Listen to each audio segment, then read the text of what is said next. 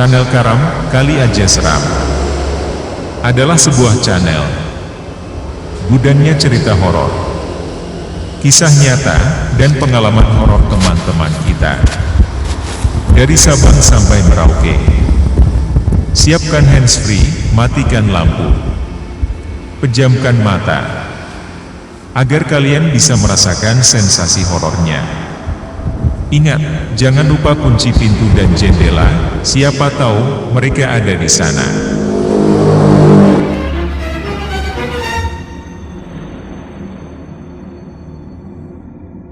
Pohon ara berpenghuni. Assalamualaikum dan salam sejahtera kepada pendengar dan admin channel Karam, Kali Aja Seram. Sebenarnya aku kurang pandai membuat penulisan dalam penceritaan. Terlebih dulu aku ingin memohon maaf jika adalah kesilapan dalam penulisan. Cerita ini aku pendekkan dan semoga pendengar paham apa yang ingin aku sampaikan. Cerita ini sering ku dengar dari umur 8 tahun lagi. Arwah nenekku suka bercerita kisah lama dan cerita seram.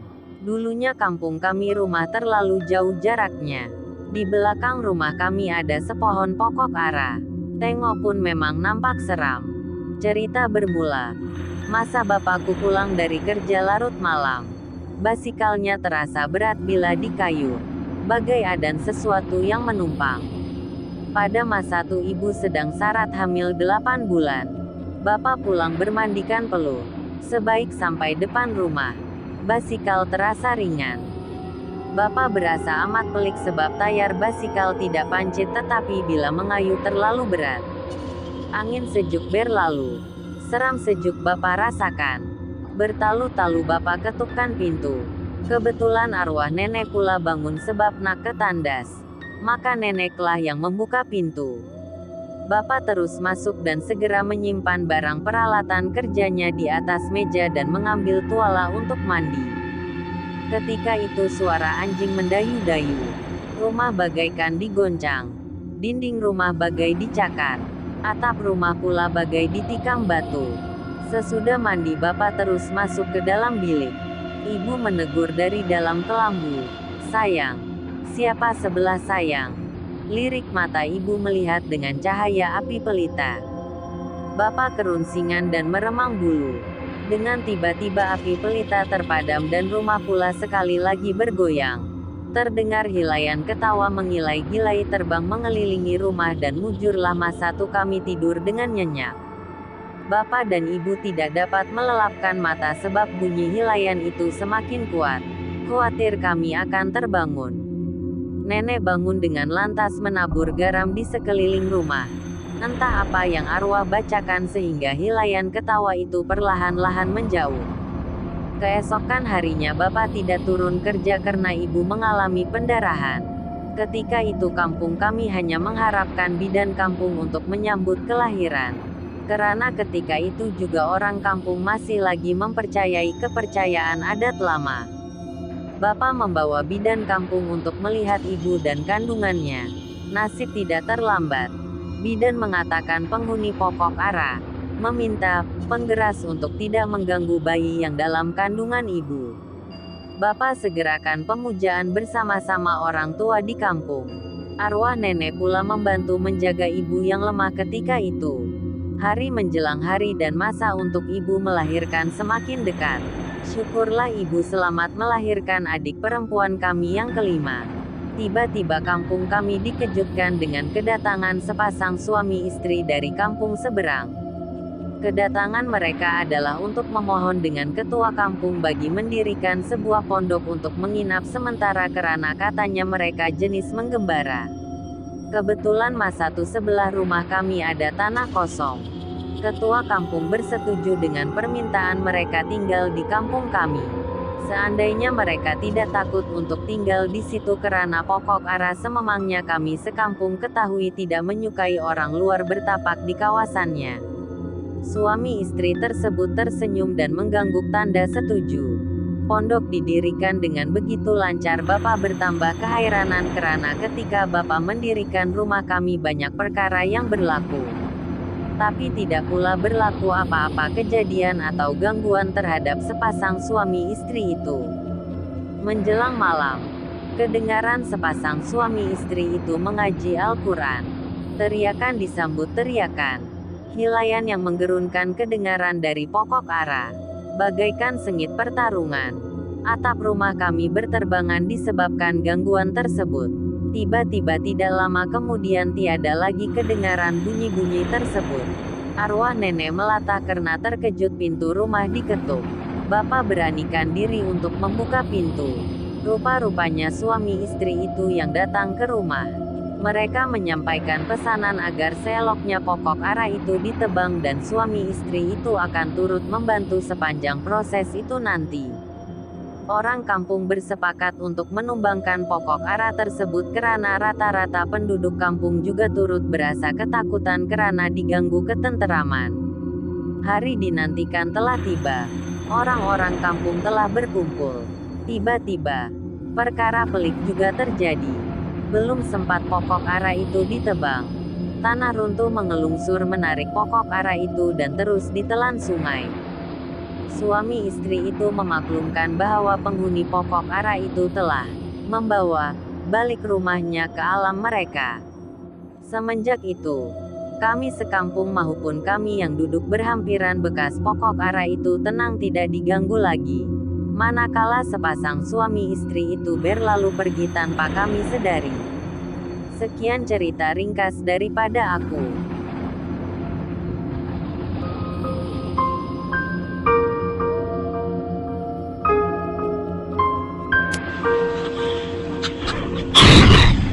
Kali aja seram.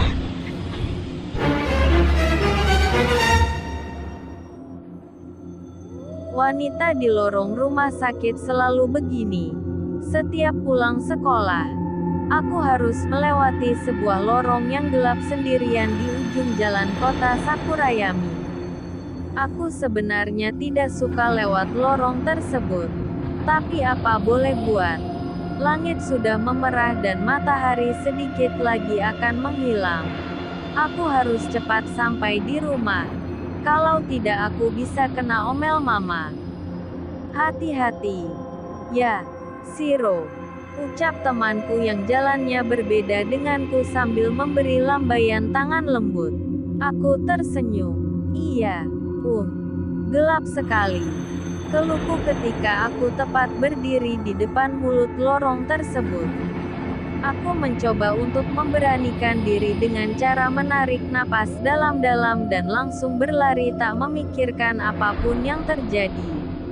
Isi tasku bercampur jadi satu seperti perutku ketika makan pedas. Suaranya tidak keruan sehingga membuat kebisingan tersendiri di lorong ini. Suara tasku memecahkan kesunyian untuk saat ini. Satu persatu lampu di pinggir lorong mulai menyala. Itu membuatku sedikit lega walau hanya 1-2 yang hidup terang. Dan sisanya hanya menampakkan sinar remang-remang tidak jelas. Mau bagaimana lagi coba? Lagipun ini masih belum terlalu gelap. Mungkin aku bisa berjalan dengan santai sejenak. Renungku dalam hati sambil memeluk tas tenteng milikku erat-erat. Aku bersenandung pelan untuk menghibur diriku sendiri.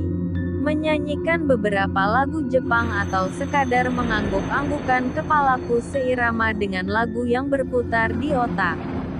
Langkahku terhenti ketika aku melihat sesosok bayangan hitam berdiri di ujung lorong. Mau apa dia? Tanyaku dalam hati.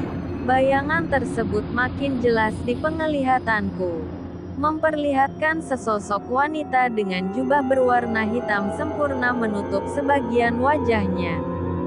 Mulutnya tertutup oleh masker. Tangannya memperlihatkan sederet luka sayat dan pisau karatan di genggamannya. "Siapa kau?" tanyaku sedikit berteriak. "Aku," ulangnya dengan nada serak yang begitu aneh. "Mau apa kau? Hei, jawab pertanyaanku." Aku kembali melontarkan pertanyaan yang seharusnya tidak perlu aku tanyakan. "Aku akan menjawab pertanyaanmu setelah kau menjawab pertanyaanku." Ia memberi syarat. "Apakah aku terlihat cantik, Haemen?" Aku merenung sejenak dalam pikiranku. Yah, tentu saja. Semua wanita di dunia ini cantik. Termasuk kau. Jawabku dengan lantang. Wanita tersebut tertawa pelan. Kemudian melepaskan masker yang membalut mulutnya sedari tadi. Bahkan jika kau melihat diriku seperti ini. Tanyanya lagi. Oh tidak, hancur sudah. Dia adalah Kuchisake Onna. Legenda hantu wanita Jepang dengan mulut robek yang begitu lebar. Dan aku baru saja menjawab pertanyaannya. Sebaiknya aku harus segera pergi dari sini dan menyelamatkan nyawaku sebelum terjadi sesuatu yang mengancam diriku. Karena tidak kuat melihat wajah wanita ini, aku menutup mulutku sambil menangis. Perlahan tapi pasti, aku melangkahkan kakiku mundur. Betapa terkejutnya aku ketika tubuhku terasa seperti membentur seseorang. Aku langsung berbalik melihat keadaan. Kuchisake Onna, wanita itu berteleportasi ke belakang tubuhku. Aku memilih untuk menahan jeritanku dan perlahan menjauhi wanita itu. Apapun yang ditanyakan hantu itu, jangan pernah jawab. Tapi, bagaimana ini? Aku sudah telanjur menjawab pertanyaannya tadi. Oh, Tuhan, tolong ampuni semua dosaku sebelum aku menjemput ajalku sendiri di sini. Ayo, nak, jawab pertanyaanku, pintanya. Aku membengkokkan tengkukku. Jujur saja, hantu sepertimu harusnya pergi dari dunia ini dan hiduplah tenang di alam akhirat sana. Siapa yang akan mengatakan kau cantik? Manusia-manusia seperti aku pasti akan berbohong jika bertemu denganmu. Mungkin termasuk aku. Tapi, aku akan jujur. Kau jelek jika seperti itu. Pergi dari sini. Apa yang sudah aku ucapkan? Bodoh. Apa aku terlihat cantik jika seperti ini? Tanya wanita itu lagi. Aku sudah bilang. Kau jelek. Aku menjerit. Memasrahkan semua yang aku miliki. Mataku menangkap kalau hantu itu melaju dengan cepat ke arahku dan membuat garis lebar yang sama dengan yang ia miliki di wajahku. Menangis. Hanya itu yang dapat aku lakukan sebelum semuanya berubah menjadi gelap dan dingin.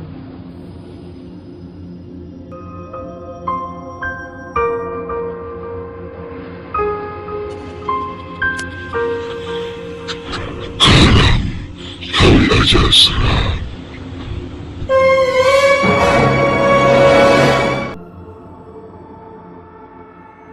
Arwah gadis. Pagi-pagi sekali aku sudah siap untuk pergi ke sekolah. Jam masih menunjukkan pukul 5.30. Karena tugasku menumpuk jadi aku pun langsung berangkat. Sesampainya di sekolah gerbang sudah terbuka tapi hanya separuh. Aku sudah terbiasa datang ke sekolah pagi-pagi sekali. Hanya ada satu orang di sana yaitu penjaga sekolah. Pasti kamu belum ngerjain tugas jadi datang pagi-pagi sekali. Tanya penjaga dengan tertawa kecil. Ah bapak tahu aja haha. Sahutku tertawa kecil. Aku pun langsung masuk kelas dan mulai melanjutkan tugasku kemarin yang belum selesai. Kulihat jam dinding sudah menunjukkan pukul 6. Aku terus melanjutkan mengerjakan tugas dan tiba-tiba lampu di kelasku berkedip-kedip. Ah mungkin cuman korslet karena tikus, ucapku dalam hati.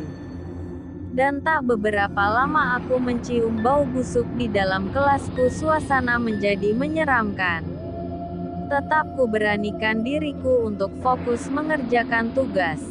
Tiba-tiba terdengar suara tangisan perempuan. Aku pun menjadi tidak fokus lagi mengerjakan tugas-tugasku. Tidak biasanya terjadi hal aneh seperti ini. Padahal aku sering pagi-pagi sudah di sini. Apa mungkin ada kaitannya dengan gadis yang hilang selama 3 hari yang lalu? ucapku lagi dalam hati. Dan tiba-tiba ada suara minta tolong yang terdengar sangat dekat. Ku beranikan menoleh ke belakang dan ternyata ada sosok perempuan yang mengerikan memakai baju seragam sekolah. Tolong kuburkan jasadku dengan layak. Aku diperkasterisa oleh penjaga sekolah dan dibunuh. Jasadku berada tepat di bawah kelas ini, ucap sosok perempuan itu. Aku pun terdiam dan tiba-tiba sosok itu menghilang. Jam sudah menunjukkan pukul 6.45 dan para pelajar lainnya mulai berdatangan dan bel berbunyi. Kami semua mulai mengikuti pelajaran walaupun aku tidak fokus dengan kejadian pagi tadi. Tak terasa jam menunjukkan pukul 14.25 saatnya siswa pulang sekolah. Aku mengajak sahabatku Zaya untuk membahas masalah ini di rumahku. Hei, lo mau gak ikut aku malam ini memasuki sekolah? Tanyaku dengan serius. Ngapain bro malam-malam masuk ke sekolah itu? Jawab Zaya dengan kebingungan. Aku pun menjelaskan semuanya kepada sahabatku itu dan dia mau membantuku memecahkan misteri tentang siswi yang hilang tanpa jejak itu. Bagaimana kalau kita masuk ke sekolah itu jam 8 malam, kan penjaga pasti tertidur karena kelelahan, ucapku. Oke deh. Jam menunjukkan pukul 7.50. Kami sudah bersiap-siap dengan mengandalkan senter HP dan keahlian kungfu kami. Kalau penjaga itu mengetahui kalau kami akan membongkar rahasianya, kami pun bergegas menuju sekolah itu dan masuk lewat tembok belakang. Ternyata penjaga sudah berada di samping kelasku. Dan penjaga itu mengetahui kalau kami ada di sekolah. Ngapain kalian malam-malam ke sini? Tanya penjaga itu sambil memegang mandau. Anu pak, buku kami ketinggalan, ucapku. Ah, rupanya kalian sudah mengetahui semuanya, akan kubantai kalian. Penjaga itu menyerang kami dan kami mencoba menghindar tapi senjatanya menggores lenganku dan tiba-tiba muncul sosok perempuan itu mencekik penjaga itu sampai tidak bisa berbuat apa-apa lagi. Dan sosok itu menghilang lagi. Tanpa basa-basi kami ikat penjaga itu. Dan kami meminta pertolongan warga untuk melapor polisi. Tak lama polisi berdatangan dan langsung menangkap penjaga itu dan berhasil menemukan mayat perempuan itu. Sekilas aku dan sahabatku melihat arwahnya melambaikan tangan kepada kami. Terima kasih telah menolongku, kata arwah perempuan itu kepada kami.